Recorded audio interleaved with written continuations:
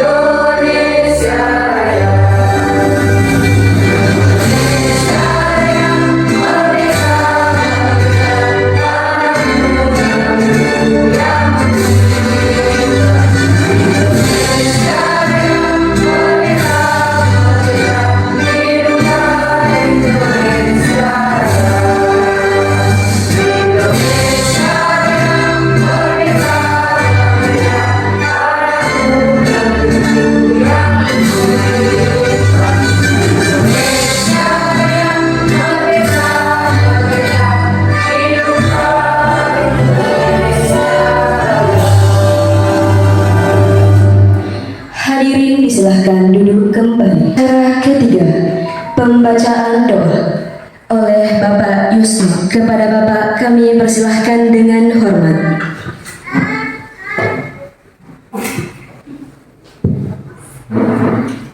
Assalamualaikum warahmatullahi wabarakatuh.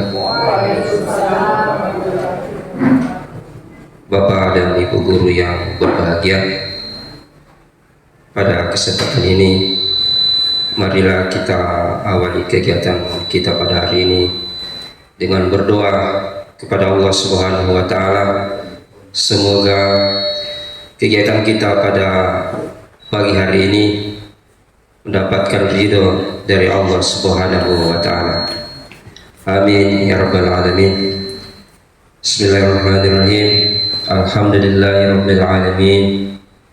Hamdan syakirin, hamdan na'imin, hamdan yuwafi niyamahu wa ikafi masidah. Ya Rabbana lakal hamdu kama yanbaghi lijalali wajhika wa azimi sultani. Allahumma salli ala Sayyidina Muhammad wa ala ali Sayyidina Muhammad. Allahumma inna nas'aluka salamatan fid din wa afiyatan fil jasadi wa siyadatan fil ilmi wa barakatan fi rizqi wa taubatan qabla al-maut wa rahmatan indal maut wa maghfiratan ba'dal maut. Allahumma hawwin alaina fi sakaratul maut wa najatan minan nar wa afwa indal hisab. Allahumma inni ala zikrika wa syukrika wa husni ibadatik. Allahumma ghafir lil muslimina wal muslimat wal mu'minina wal mu'minat al ahya'u minhum amwat. Rabbana la tuzigh qulubana ba'da idh hadaytana wa hab lana من لدنك رحمة إنك أنت الوهاب ربنا ظلمنا أنفسنا وإن لم تغفر لنا وترحمنا لنكونن من الخاسرين اللهم اغفر لنا ولوالدينا وارحمهم كما ربيانا صغارا ربنا آتنا في الدنيا حسنة وفي الآخرة حسنة وقنا عذاب النار سبحانك ربك رب العزة عما يصفون وسلام على المرسلين والحمد لله رب العالمين الفاتحة Assalamualaikum warahmatullahi wabarakatuh.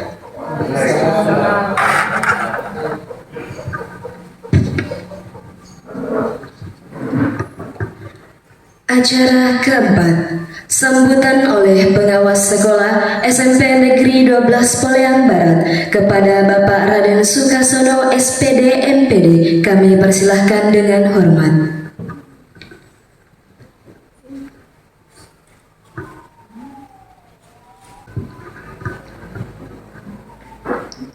Bismillahirrahmanirrahim. Yang terhormat Bapak Kepala SMP 12 Poliang Barat, yang terhormat Bapak Ibu Guru yang kami cintai, Assalamualaikum warahmatullahi wabarakatuh. Puji syukur kita panjatkan kehadirat Allah Subhanahu wa Ta'ala karena kita masih diberikan kekuatan, kesehatan lahir dan batin guna melaksanakan salah satu rangkaian kegiatan proses pembelajaran di tengah-tengah anak didik kita. Olehnya itu, pada hari ini saya selaku pengawas diminta dari kepala sekolah untuk memberikan sambutan dan arahan tentang pelaksanaan kegiatan PMO, di mana kegiatan sekolah ini yang namanya sekolah, jujur saja kemarin saya diinformasikan dari dinas bahwasanya tolong kalau ada sekolah-sekolah yang pelaksanaannya mungkin kurang memadai, kurang memungkinkan, itu dipantau khusus. Tapi setelah saya lihat sekolah ini, jujur saja salah satu sekolah yang termasuk berkualitas. Kenapa? Semua kegiatan-kegiatannya selalu dihandle oleh sekolah, baik yang dilaksanakan di ekstrakurikuler maupun dalam proses belajar mengajar. Olehnya itu, apabila pelaksanaan kegiatan ini berjalan berapa hari? Satu hari. Berjalan dengan penuh hikmat dan rasa tanggung jawab, Bapak Ibu tolong apa yang disampaikan oleh pemateri atau sekaligus Ibu Kepala Sekolah tolong diikuti dengan baik, karena ilmu kita ini jujur saja banyak yang membutuhkan ilmu ini tetapi jarang kita dapat. Banyak kegiatan-kegiatan di luar tapi belum disentuh. Tapi alhamdulillah kebetulan kepala sekolah kita ini orangnya gesit, lincah. Jujur saja biar di dinas ini kalau dibilangkan Ibu Marwah tidak ada yang tidak kenal, semua orang kenal. Olehnya itu kita bersyukur Bapak Ibu, setelah kita lihat sekarang apa yang kita rasakan mungkin bukan hanya cerita tapi secara kenyataan. Olehnya itu saya harap kepada bapak-bapak supaya dilaksanakan dan ikuti dengan baik dan seksama. Terima kasih. Billahi taufiq wal hidayah. Assalamualaikum warahmatullahi wabarakatuh.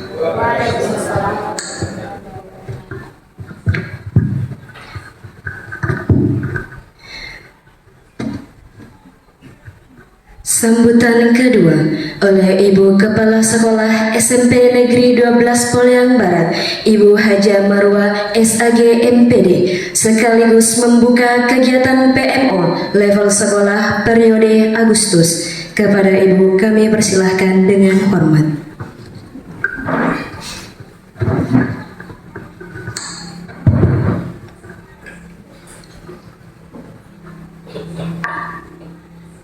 Bismillahirrahmanirrahim. Yang saya hormati Bapak Pengawas Pembina SMP Negeri 12 Poliang Barat, dalam ini Bapak Raden Sukasono SPD MPD.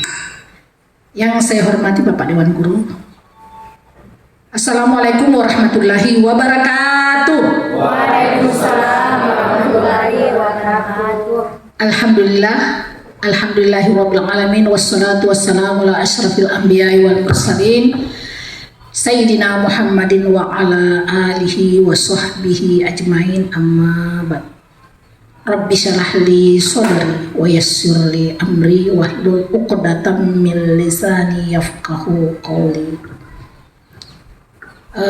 Pertama-tama marilah kita memanjatkan puji syukur kehadirat Allah Subhanahu wa taala, di mana pagi yang cerah ini diberikan kesempatan, kekuatan lahir batin untuk melaksanakan kegiatan demo kita pada hari ini. Semoga selalu mendapat ridha Allah Subhanahu wa taala. Amin ya rabbal alamin.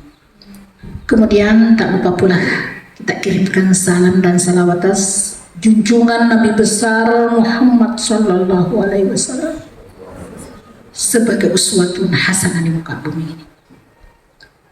Bapak peserta PEMO yang saya hormati, mohon izin kami sebagai penanggung jawab di sekolah ini menyampaikan permohonan maaf kalau kegiatan ini mengganggu proses pembelajaran, tapi ini adalah merupakan agenda sekolah penggerak.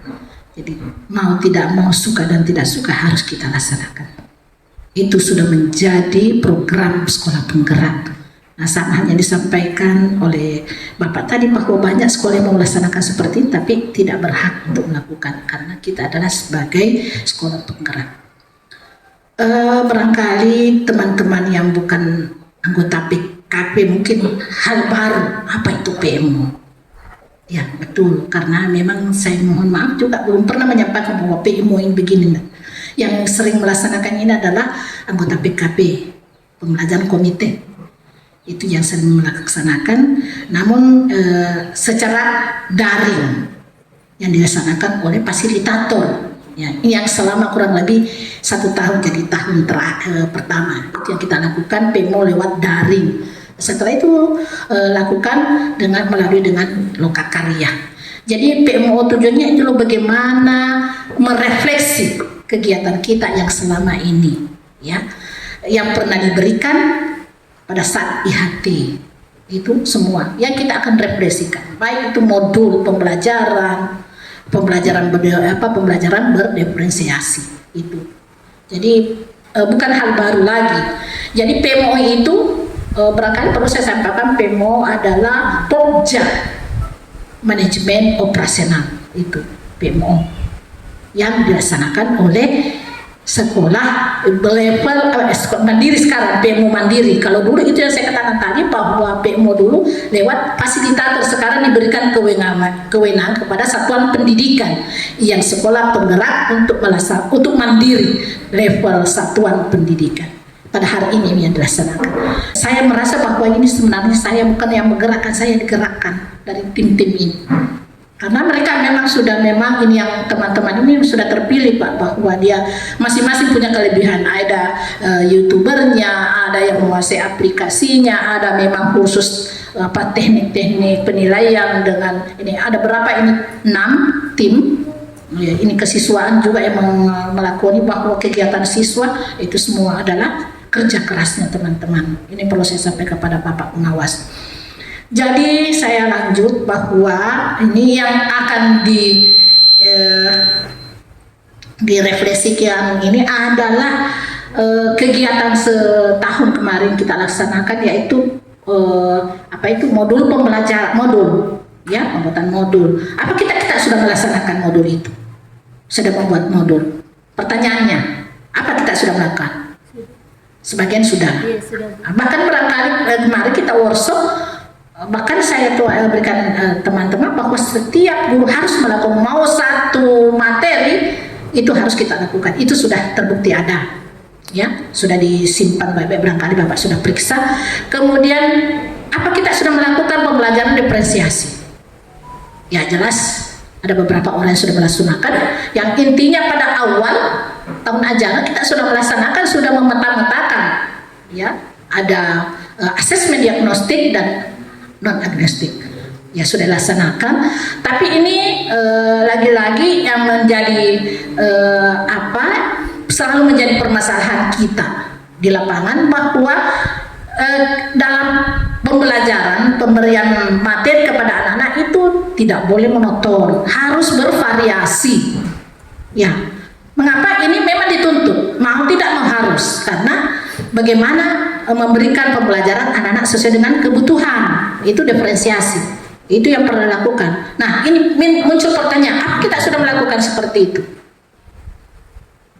Gaya belajarnya si A, si B berbeda, tidak boleh disamakan. Ya, ada yang memang senang melihat gambar, ada yang sedang melihat video, atau ada yang senang melihat dunia nyata. Nah, itu sesuai dengan kebutuhan siswa. Nah, intinya adalah guru yang harus mengetahui apa kemauannya anak-anak. Memang di lapangan paling sering kita curhat, anak-anak bawa diri saja, malas. Tapi bagaimana kiat-kiat kita untuk merangsang anak ini supaya gaya belajarnya bagaimana, apa maunya? Ya, apakah melihat tatanan strata ekonominya? Ya, jadi artinya kita sudah kurang lebih berapa tahun menjadi guru. Ya, memang masih konvensional, tapi sekarang ditentukan kita adalah sekolah penggerak. Dari kendala menentukan solusi penyelesaian masalah, itu saya katakan tadi. Apa akar masalahnya anak ini tidak disebut? Dalam menerima materi pembelajaran tidak mampu, faktor malas, yaitu motivasi, dukungan keluarga tidak ada. Itu yang mau dicari akar masalahnya. Jadi ini tujuannya. Kemudian guru juga, bukan hanya siswa, guru kenapa tidak mau mengajar? Tidak mungkin kalau di SMP 12, Pak, saya jalan insya Allah rajin semua mengajar. Ya, sudah terpola, ya. Bukan berarti tadi ibu bapak untuk mengurus saya orangnya tidak potensial, tapi semangat ada. Karena saya yang digerakkan, ya, saya yang digerakkan dari teman-teman yang menguasai IT. Jadi sehingga pada hari ini kita kerjasama. Jadi ini tujuan Pemorla pada level sekolah ini menemukan akar masalah terkait hal-hal yang menjadi kendala menentukan solusi penyelesaian masalah. Jadi kita harus sampaikan kepada pimpinan apa kendalanya kita dalam permasalahan di kelas. Paling orientasinya anak yang menyetor diri saja. Itu yang menjadi setiap hari yang kita lakukan. Berdasarkan kesepakatan akar masalah yang menjadi prioritas, yaitu barangkali kemarin itu tentang modul itu kurangnya pendampingan, ya. Pendampingan memang betul. Saya sendiri barangkali teman-teman yang PKP saja yang tentang modul itu sampai hari ini, dan bukan hanya kita, sampai sekolah lain juga di sekolah penggerak belum memahami tentang belum secara maksimal melaksanakan penyusunan modul ini. Jadi kita memilih topik ini pada hari ini, yaitu yang harus kita pahami hari ini, yaitu implementasi pembelajaran di kelas. Subtopiknya adalah modul pembelajaran berdiferensiasi. Ini saya katakan kita harus memahami tentang apa yang menjadi kebutuhan siswa. Berarti dalam penyusunan modul pembelajaran berdiferensiasi, yaitu pertama melakukan pemetaan kebutuhan pembelajaran setiap murid yang berdasarkan 3 aspek, yaitu kesiapan belajar, minat belajar, dan profil siswa. Hal ini bisa dilakukan melalui wawancara, observasi, atau survei menggunakan angket dan lainnya. Barangkali sudah dilaksanakan, sebagian sudah dilaksanakan pada saat asesmen awal. Ya, ini sebagian guru. Saya tanya dulu, siapa yang sudah melaksanakan ini? Tes diagnostik. Ya, tes diagnostik sudah. Ya, matematika sudah, matematika kelas 9 sudah. Berarti agama tabe. Kalau agama tuh saya sering bikin pertanyaan saja, tapi sudah kelas 8. Iya. Ada hasilnya? Iya, bisa nanti diberikan. Kemudian bahasa Indonesia kelas 7 ada. Kelas 8 sudah. Nah, kelas 9 bahasa Indonesia tidak ada. Kelas bahasa Indonesia agama sudah. Terus prakarya kelas 7, 8 semua. IPA Sudah. sudah. IPA 2, IPA masuk IPA Yusma sudah. Berarti ada berapa saja yang belum? PPKN kaget. Entah apa PPKN. Kalau kelas 7A Sudah yang Bapak aja. Ada buktinya Pak nanti. Ya, walaupun perhatian jangan lihat nanti di print nanti tidak. Saya lihat ini teman-teman, artinya kan ada soal. Nah, bisa ambil di fase C bisa di masih SD karena mungkin melihat kondisinya siswa belum mampu ini baca Pancasila berangkat ya. Berarti kembali ke fase C. Ya, seperti itu. Jadi sekarang kalau kita berada fase D, tapi bisa barangkali sudah diisi barangkali supaya Bapak Suri. Ya, itu asesmen asesmen awal. Kemudian yang kedua, tadi PPKN kelas 8 sudah. Belum, itu sebentar belum. Misalnya, ini yang perlu kita ini. Kemudian IPS kalau sudah. kelas 8 AB ada. Sudah.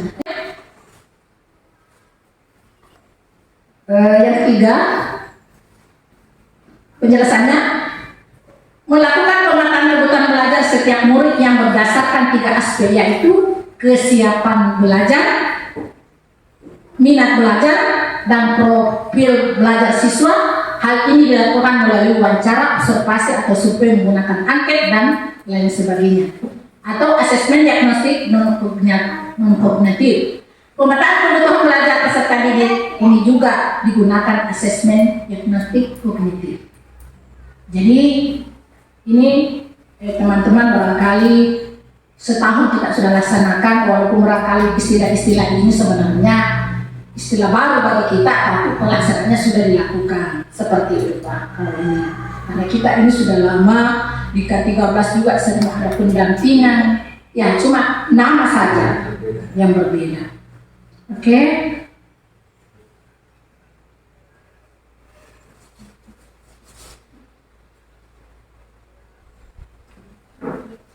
Ya.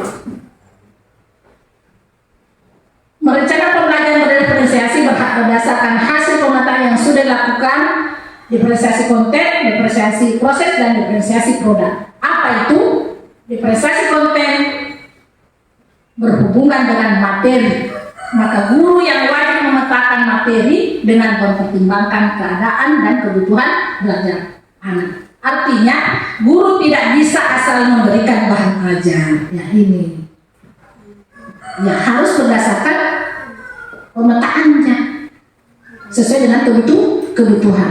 Nah, kemudian guru juga bisa melihat beberapa aspek seperti profil belajar. Yang kita pahami apa itu profil belajar? Gaya belajarnya anak seperti itu. Bisa berangkat saya limpahkan profil belajar itu bagaimana? Kita diskusi, berkolaborasi.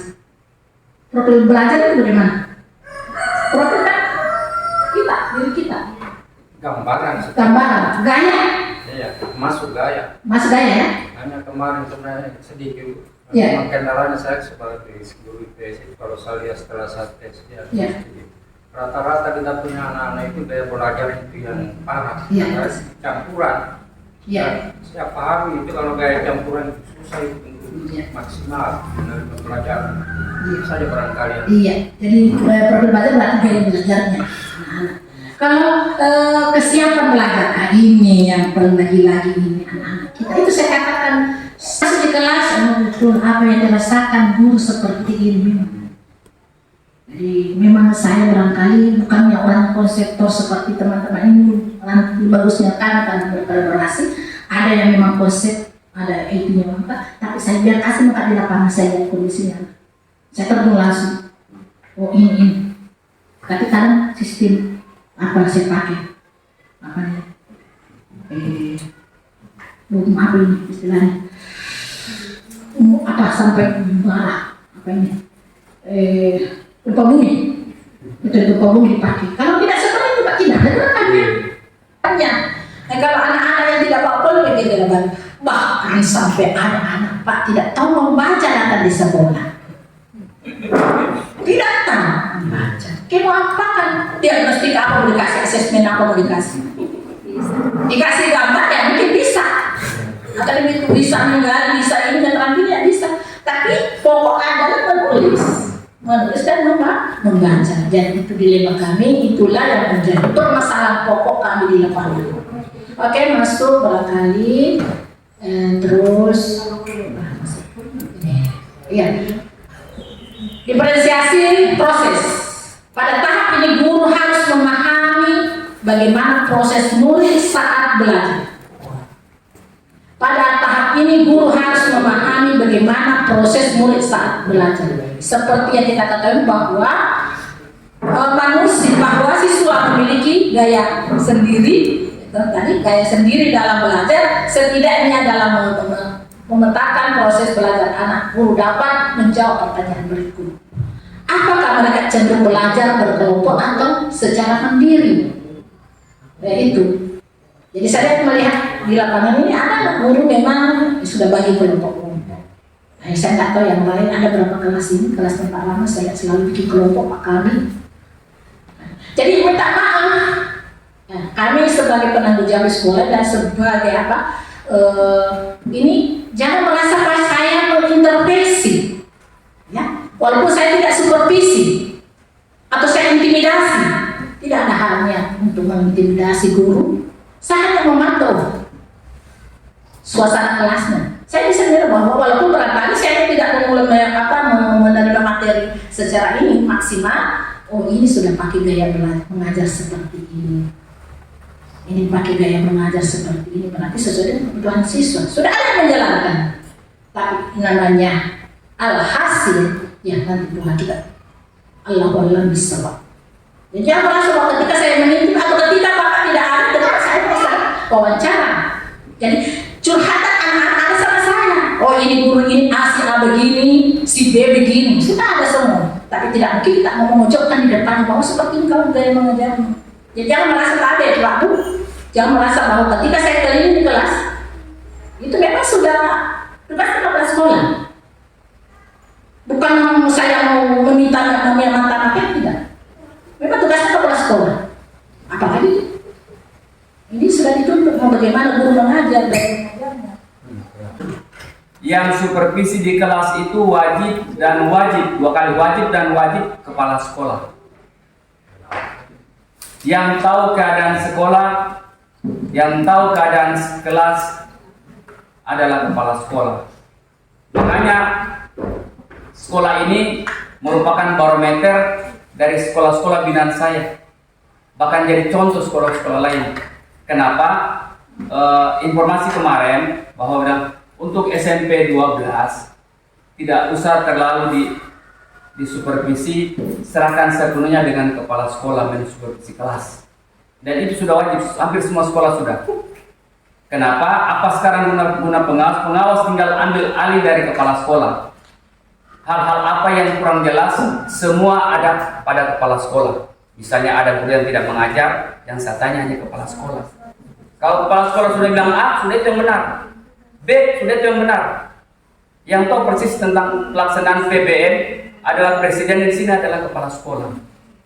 Yang tentukan adalah kepala sekolah. Bukan lagi pengawas. Pengawas tinggal mengambil sampel dari kepala sekolah. Jadi itu. Bagaimana tentang proses belajar mengajar? Seperti di P5. Bagaimana kemauan anak-anak? Apa kemampuan anak-anak? Apa kebiasaan anak-anak? Apa pengertian anak-anak? Apa yang dilakukan oleh anak-anak? Kita serahkan kepada anak-anak, tinggal kita sendiri pantau. Yang pantau langsung adalah kepala sekolah dalam hal ini. Saya kira itu yang mungkin jangan sampai salah. Ya, jadi itu semua kepala sekolah sekarang. Jadi kenapa saya jarang masuk di sekolah ini? Bukan berarti saya tidak masuk. Saya anggap sekolah ini sudah ikonnya sekolah sekarang. Begitu saja. Jadi tidak saya ragukan lagi. Karena semua sudah dilaksanakan di sini. Tinggal mungkin ada yang sedikit-sedikit mungkin ibu tinggal tambahkan ya, kekurangan-kekurangan. Saya kira itu saja. Bisa bertanya apa? Ada apa? Iya. PKP bisa menjawab. Ya, tahu persis karena gini Pak, saya sampaikan yang dilakukan di Maulid di kolektif kan sebenarnya itu katanya hasil daripada refleksi kegiatan kita ini. Jadi masih seperti yang kita lakukan seperti ini Pak. pembelajaran asesmen. Nah, bahkan barangkali hasil dari asesmen yang nanti asesmen awal yang diberikan oleh guru itu sampai tidak tahu apakah memang jawabannya anak. Jadi itulah gaya belajar. Kita harus bervariasi. Jangan kok membaca terus bagaimana ada kebutuhan di belakang. Coba barangkali yang namanya kadang kita teori banyak, konsep banyak, tapi di lapangan karena sesuai dengan kondisi juga ada masalah karena memang ada kondisinya kita keras, ada kondisinya memang kita. Jadi untuk yang benar itu bukan supervisi atau belajarnya itu bukan diserahkan penuh kepada kelas guru dan tahu di lapangan. Saya kan mau manage. Bisa bertanya Ya. terkait yang Ibu sampaikan tadi, kan topik yang kita pilih hari ini adalah implementasi pembelajaran di kelas dengan subtopik modul pembelajaran berdiferensiasi. Tadi Ibu sudah paparkan bahwa ternyata akan masalah dari masih kurangnya guru di SMP Negeri 12 Poliang Barat yang menerapkan modul pembelajaran berdiferensiasi. Kira-kira Ibu bagaimana kira-kira tindak lanjutnya untuk yang masih belum menerapkan? Karena seperti yang Ibu jelaskan tadi, kalau di PMO kedua dan ketiga itu kita akan melaksanakan rencana tindak lanjut terkait masalah yang kita temukan hari ini. Jadi kira-kira mungkin Ibu bisa memberikan solusi. Kira-kira apa yang selanjutnya kami akan lakukan, terutama yang belum menerapkan modul pembelajaran berdiferensiasi ini. Terima kasih.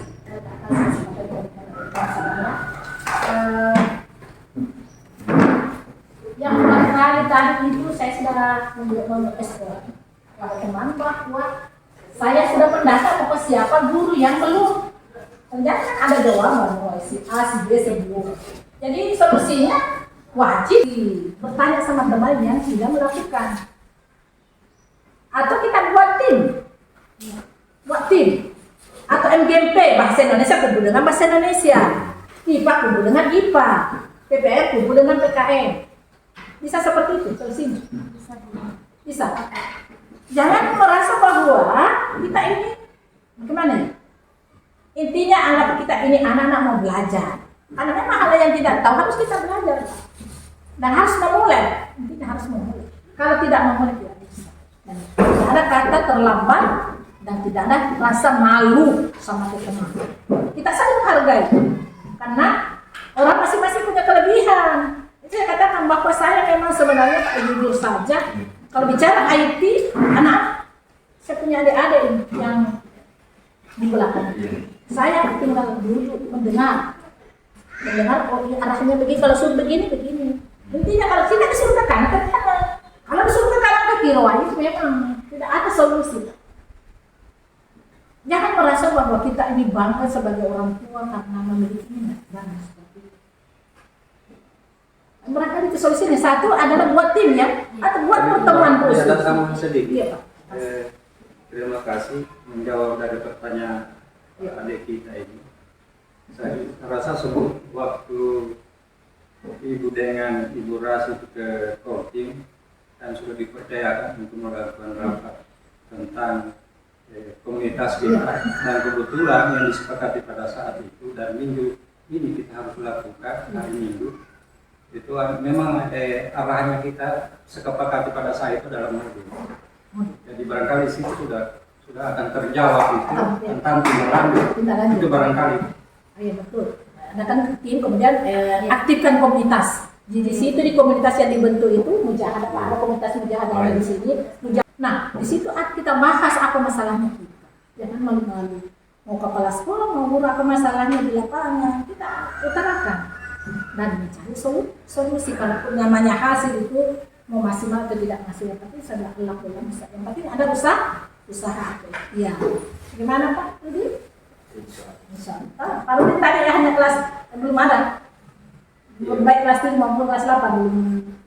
Kalau secara itu menjadi salah pengaruh karena saya ini terkenal dengan istilah-istilah itu. Iya. Ya betul. Jadi kalau persoalan bilang asesmen mungkin saya lakukan juga karena saya bikin angket. Ya, itu saya katakan sambil. Ya. Jadi kalau istilah nanti kalau di grup mujahadah nanti bisalah saran supaya teman-teman bahas proses-prosesnya itu, istilahnya itu diartikan dengan secara simpel supaya kita. Oh ya betul. Berarti hanya penggunaan bahasanya saja, istilahnya. Sebenarnya sudah dilaksanakan. Angket itu kan ada beberapa kali untuk mengetahui gaya belajarnya anak-anak adalah kembali dengan angket. Survei. Kalau survei itu bentuk angket. Ya, seperti itu. Masih ada yang mau ditanyakan itu? Oke, terima kasih.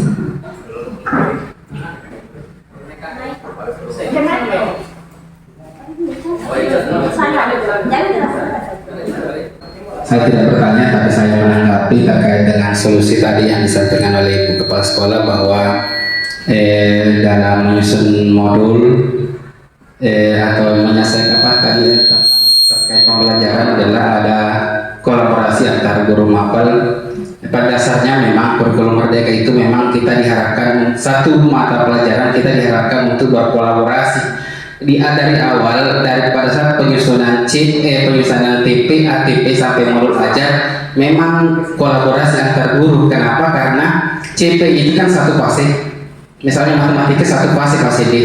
Jadi guru kelas 7 tidak akan mampu menyusun ATP itu di bawah satu fase kalau tidak berkolaborasi dengan mapel kelas 8 dan kelas 9 karena akan dibagi materinya itu karena fase capaian atau CP capaian pembelajaran itu satu fase. Di situ ada kelas 7, 8, 9. Jadi di situ kita kerjasama bahwa konten atau materi. Nah kemudian tadi terkait dengan masalah yang diangkat bahwa dalam proses pembelajaran guru diharapkan untuk mampu melaksanakan pembelajaran berdiferensiasi. Jadi kalau kemarin itu di HT yang kita lakukan sebelumnya adalah bagaimana kita menyusun modul ajar, tetapi setelah ini kita melangkah lagi ke memperkenalkan pembelajaran berdiferensiasi. Jadi harapkan untuk modul yang kita sudah buat kemarin itu kita kita ubah ya, kita modifikasi supaya modul pembelajaran kita buat supaya berdiferensiasi. Ya, baik itu berdiferensiasi konten, proses maupun produk. Jadi itu mungkin yang butuh penjelasan lagi buat teman-teman guru yang seperti apa ya diferensiasi kontennya seperti apa, prosesnya seperti apa dan produknya. Tadi sudah dijelaskan juga bahwa untuk membuat berdiferensiasi itu kan sudah asesmen, rata-rata sudah dilaksanakan asesmen. Jadi di situ kita mulai merencanakan pembelajaran seperti apa di kelas ya yang berdiferensiasi itu. Mungkin seperti itu, Pak. Terima kasih. Makasih atas tanggapannya itu yang berangkat itu sebagai penguatan juga untuk teman-teman itu. Jadi intinya kita berkolaborasi, bentuk tim masing-masing per mapel. Karena itu barangkali yang tahu persis itu di depan adalah Bapak Ibu guru. Jadi barangkali ada lebih mengerucut lagi yang menyampaikan itu. Saya berikan kesempatan Bu Novanti untuk memberikan penjelasan tentang ini karena saya memang hal seperti ini memang adalah wilayahnya guru karena dia sudah yang tahu di lapangan dan dia mengikuti PKP dan beberapa kali saya lakukan kegiatan ini baik di PMO maupun di lokakannya memang ini yang selalu menyampaikan. Saya hanya memberikan bagaimana profilnya SMP 12 dalam melaksanakan IKN ini. Demikian, Assalamualaikum warahmatullahi wabarakatuh. Oke, terima kasih atas kesempatan yang diberikan kepada saya. Saya coba akan menjelaskan sepemahaman saya tentang apa itu berdiferensiasi. Jadi tuntutan kurikulum merdeka saat ini itu adalah bagaimana kita bisa melaksanakan proses pembelajaran sesuai dengan keadaan peserta didik. Jadi kita jadi patok di atas harus sesuai dengan si A. Tapi kalau kondisi siswa kita B, kita harus melaksanakan dengan cara B. Itulah gunanya diferensiasi. Itulah gunanya asesmen diagnostik. Pada saat awal pembelajaran, kita memetakan kemampuan siswa. Apakah berdasarkan kemampuan kognitifnya atau kemampuan non-kognitifnya. Nah, di mana letak diferensiasinya? Ada 3, ada konten, ada proses, dan ada produk. Nah, konten itu mungkin kalau kita bisa bahasakan secara sederhana materi. Tapi di sini diferensiasi materi itu bukan membedakan materi antara kelompok 1 dengan kelompok 2, bukan. Membedakan di sinilah membedakan cara menyampaikan materi itu. Ada siswa yang kita menjelaskan dengan kalimat verbal, dia mengerti. Tapi ada siswa juga dia harus kita bergerak, harus kita tampilkan secara video. Jadi kita harus bisa meramu sistem pembelajaran kita dalam kelas itu, memuat semua hal itu. Itu adalah yang saya pahami tentang konten. Kalau proses yang saya tahu adalah pembedaan perlakuan. Ada siswa yang satu kali kita datangi di kelompoknya, dia langsung mengerti. Tetapi ada siswa yang harus kita ada terus di situ, baru bisa dia kerja. Sedikit, Bu, sini Ki. Mau kamu bertanya, Bu, sini Ki. Mau kamu bertanya, Bu, sini Ki. Ada juga siswa yang tidak peduli. Jadi kita mesti datangi ya. Nah, itu diferensiasi proses. Nah, diferensiasi produk adalah apa yang menjadi tagihan kita di akhir pembelajaran.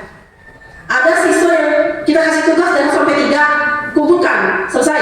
Tapi ada siswa dia butuh cuma dia bikin kayak portofolio, kayak dia mencakup semua latihan, ditempel menjadi sebuah bentuk yang menarik. Ada siswa harus seperti itu.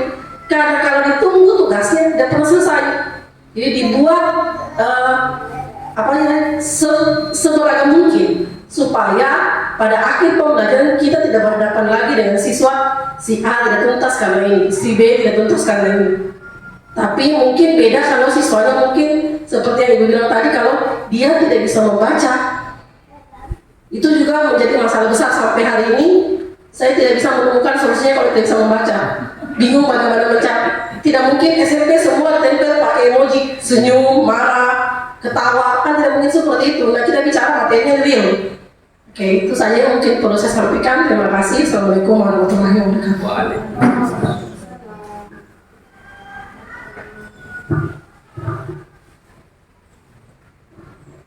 Oke, Siana. Mungkin Bapak Ibu mungkin supaya lebih mungkin ada gambaran seperti apa pembelajaran bervariasi, mungkin Bu Nova bisa tampilkan contoh modul atau RPP yang di dalamnya mengandung pembelajaran bervariasi kurang lebih seperti itu. Mungkin Ibu bisa melihatnya ya. Maju ke depan, itu lebih real lagi. Iya, lebih real lagi. Jadi modulnya seperti apa? Kemarin saya buat ini kemarin kan tugas saya juga tugas guru penggerak. Nah, yang punya saja. Jadi RPP-nya itu masih menggunakan kurikulum K13, tetapi yang membedakan kan kurikulum Merdeka dengan kurikulum K13 kan di prosesnya sama, ya. Jadi pembelajaran bervariasi kan kita melihat di prosesnya. Jadi mungkin bisa di modul itu dilampirkan diperlihatkan kontennya di mana, prosesnya di mana.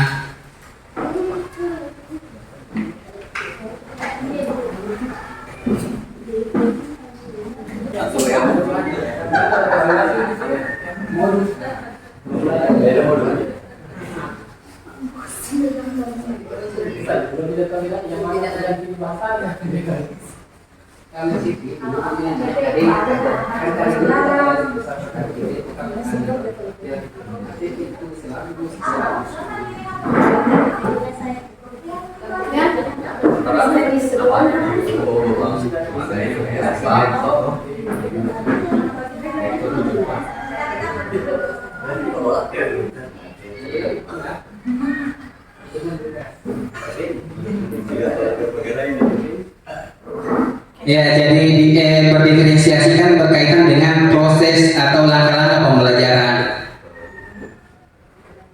Jadi mungkin perlu ditambahkan mungkin begini, modul aja sekarang itu sebenarnya kita memerankan guru. Jadi teman-teman guru sekalian, bahwa modul ajar itu sebenarnya tidak memberatkan guru. Kita tidak diwajibkan harus membuat 12 komponen. Tapi kita cuma disuruh membuat wajib itu 3 komponen utama. Yang pertama adalah tujuan, terus langkah-langkah pembelajaran dengan terhadap asesmen. 3 hal itulah yang harus kita buat. Nah, di mana letaknya diferensiasi di proses pembelajaran, langkah pembelajaran? Itulah letaknya diferensiasi. Nah, jadi Bapak Ibu sekalian di sini ini K13, tapi sebenarnya secara runutan langkah-langkah RPP itu sebenarnya sama saja sebenarnya. Yang membedakan adalah cuma materi yang kita akan gunakan di kurikulum Merdeka dengan kurikulum 2013. Nah, jadi Bapak Ibu di sini ya ini adalah RPP yang disusun oleh Bapak Hamiduddin di guru penggerak pada saat itu. Jadi di sini ada namanya diproses, dia menyusun tentang diferensiasi proses. Nah, di sini memberikan acuan. Di sini Bapak Ibu. Nah, di situ tentang merah memberi pembagian kelompok sesuai dengan gaya belajar. Nah, jadi gaya belajar kalau kita sudah melakukan asesmen diagnostik apakah kognitif atau non kognitif, maka Bapak dan Ibu sudah punya acuan bahwa si A, si B, si C, si D itu akan dikelompokkan di mana?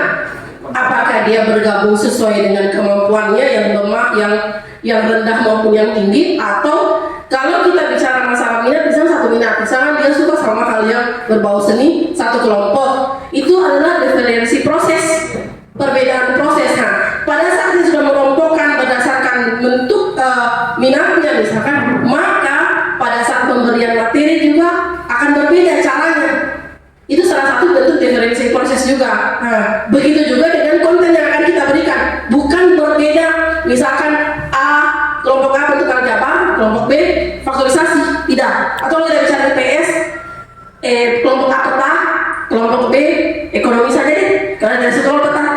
Bukan begitu diferensi. Kita mengolah peta itu supaya dimengerti oleh kelompok 1, kelompok 2, dan kelompok 3 dengan cara yang berbeda.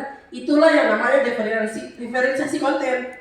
Jadi materinya satu, judul materi satu, tapi bagaimana kita menyampaikan materi itu dengan cara yang berbeda-beda, itulah namanya diferensiasi konten. Nah, produk juga begitu. Nah, produk itu kalau si A bisa gambar peta, si B mungkin tidak mungkin, dia tidak bisa menggambar, itu kelemahannya. Jadi tagihannya jangan gambar peta, misalkan mengambil gambar di peta, terus bilang bikinlah rangkuman tentang apa itu peta. Nah, jadi tagihannya sama tentang peta, tapi jenis tagihannya beda, bentuk tagihannya beda. Kelompok A bisa menggambar, ya gambar peta. Kelompok B tidak bisa menggambar, jangan dipaksa dia untuk menggambar karena memang tidak bisa. Jadi begitu. Itu sepemahaman saya. Terima kasih. Jadi intinya adalah ketika kita memberikan anak-anak tugas untuk kurikulum Merdeka Belajar ini, berarti kita memberikan kebebasan kepada siswa bagaimana dia mengeksplorasikan tugas yang diberikan. Jadi hasilnya itu bisa apakah dalam bentuk poster, atau dalam bentuk gambar, atau dalam bentuk video, atau yang lainnya, sesuai dengan bakat dan minat dari anak-anak. Jadi kita tidak bawa fokus, oh kau harus menjawab dalam bentuk tulisan, tidak seperti itu. Jadi kita memberikan kebebasan kepada peserta didik untuk menyampaikan apresiasinya atau bakatnya untuk tugas yang disampaikan itu seperti apa. Jadi tanpa mengurangi materi yang diberikan, seperti itu. Jadi itu yang disebut dengan diferensiasi. Saya kira seperti itu. Jadi kebebasan untuk guru, juga kebebasan untuk siswa. Makasih. Mungkin ada yang mau ditambahkan oleh teman-teman. Saya tambahkan sedikit lagi tentang di konten. Jadi di konten itu misalnya kita mengajar. Ini barangkali karena yang saya lihat ini yang memang karena sudah dibekali. Tapi yang saya inginkan juga ini teman-teman yang bukan PKP, artinya kita antusias juga bertanya. Kolaborasi itu ada tim PKP. Karena jangan sampai seperti saya sama-sama Parama, kami bingung. Akhirnya, iya kalau bisa dimasuki kolaborasi dengan pelajaran lain bagus. Jadi kita bisa saling tukar pikiran. Jadi intinya adalah ketika kita memberikan anak-anak tugas untuk kurikulum Merdeka Belajar ini, berarti kita memberikan kebebasan kepada siswa bagaimana dia mengeksplorasikan tugas yang diberikan. Nah, makanya kenapa itu kita analisis CP-nya kita dulu. Jadi kan begini, kita sudah punya buku 1 tahun untuk kelas 7 di kurikulum Merdeka, kan untuk kelas 7. Dari kelas 8 adalah dalam bentuk file. Dari materi-materi yang sudah ada di dalam buku kurikulum Merdeka itu belum tentu itu materi yang ribu-ribu kali kita putar balik. Kita sudah pasti tahu bahwa ini yang harus duluan, ini yang di tengah, ini yang terakhir. Jadi kita menganalisis CP itu, misalkan di CP itu dia bilang fasih membaca, tapi kan dasarnya itu ada. Dasarnya adalah mengenal huruf dulu tentunya. Sebelum kita fasih membaca, lancar membaca, yang pertama kali kita kenal huruf dulu. Kita harus tahu huruf alif sampai terakhir itu seperti apa modelnya, seperti apa penyebutan jika kita tidak baca. Jadi pintar-pintarnya kita seorang guru meramu materi itu sesuai dengan keadaan peserta didik. Atau mungkin terlalu banyak yang menonton auditornya ya. Jadi kalau misalnya begitu bisa kita perlakukan satu kelompok kita campur saja. Nah, kemudian bagaimana pelaksanaannya? Pelaksanaannya berarti kita memberikan variasi pembelajaran secara bersamaan. Saya juga sedikit sesuai pengalaman saya nonton ini beberapa video saya nonton tentang diferensiasi. Saya petik satu yang pertama itu tentang asesmen. Kalau saya lihat ini asesmen diagnostik kognitif itu lebih sama dengan pretest. Jadi akhirnya kita harus tesnya itu bentuk kognitif. Kita kan perlakuan IKE kan hanya ini baru 1 tahun terakhir ini, tapi macam ini Ibu Muksia, karena tidak tuntas ini jenis tagihannya kan, bicara jenis tagihan. Nah, anak yang tidak tuntas yang harus menyelesaikan untuk waktu ini untuk mengambil ijazah misalnya. Jadi bukan bentuk kalau misalnya Ibu sebagusnya mereka ini idealnya, kan daripada Ibu capek harus menghafal anak-anak, nah, memang tidak mampu karena sudah 3 tahun kita ajar kan tidak mampu membaca. Barangkali apa solusinya? Mungkin bisa seperti itu tadi yang diberikan oleh Ibu Nova. Ini tawaran. Kalau umpamanya saya duduk di kelas 7 dengan di kelas